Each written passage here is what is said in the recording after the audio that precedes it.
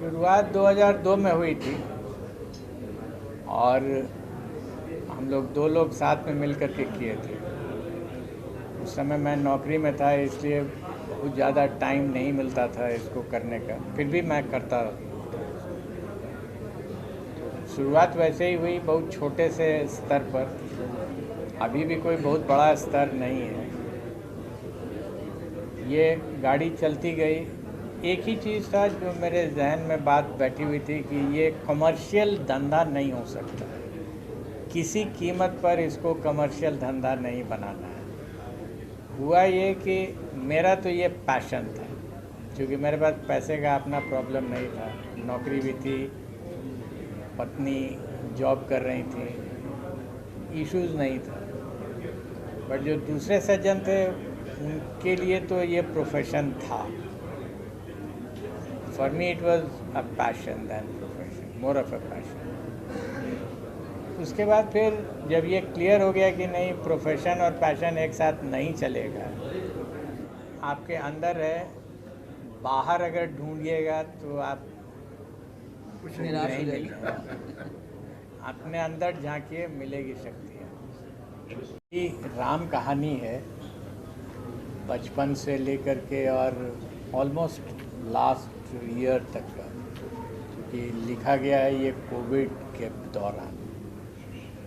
एक पूरी राम कहानी है जिसमें जो इसका सार है वो ये कि बाउंड्रीज डिफाइंड होती हैं हर के लाइफ में, बट अगर अकल से काम किया जाए तो वो बाउंड्रीज बिना तोड़े हुए उसके एरिया को एक्सटेंड किया जा सकता है, and life can be made more meaningful.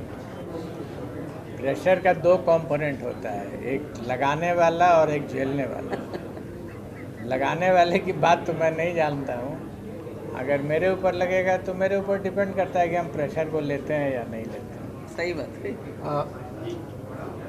आप रिक्वेस्ट करूंगा आप लोगों से किताब पढ़िए। इस किताब में लिखा हुआ है आपके प्रश्न का उत्तर। इसमें लिखा हुआ है, इसके डेडिकेशन में ही है।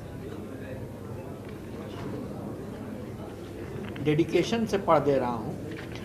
To the constables of Bihar police in whose lap I spent my childhood, and the people of Bihar who protected me from the whims and fancies of politicians in power. This is the answer.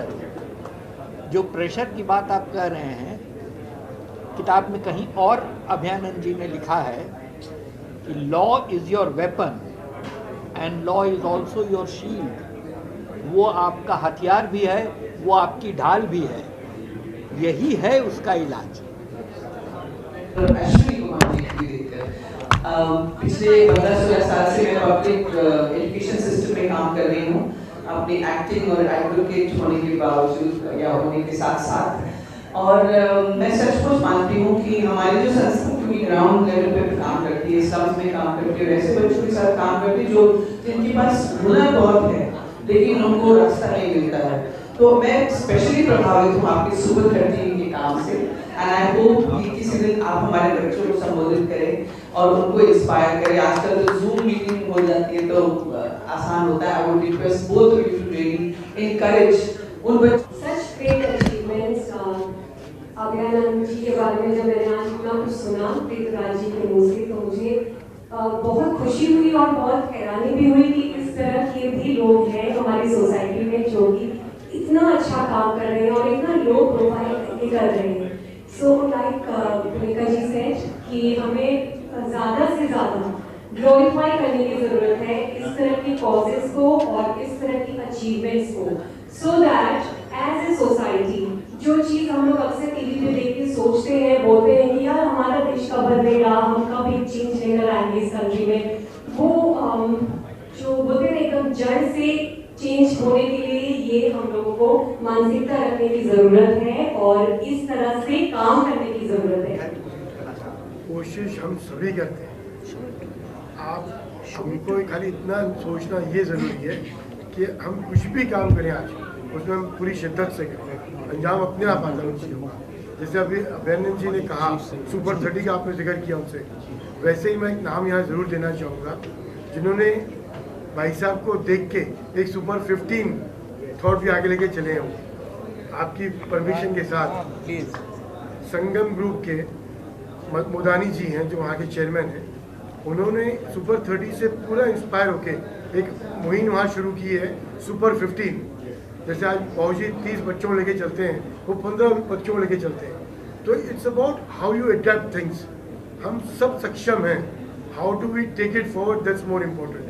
आज इसी माध्यम पे बाबूजी permission ले रहा हूँ कि अगर उनका हाथ रहा तो कुछ ना कुछ मुंबई में भी हम इस पर जरूर काम करेंगे। लेकिन आप 30 करिए, 15 नहीं। मैम ईश्वर ने चाह 45 करेंगे। क्या बात है, आप चाहेंगे।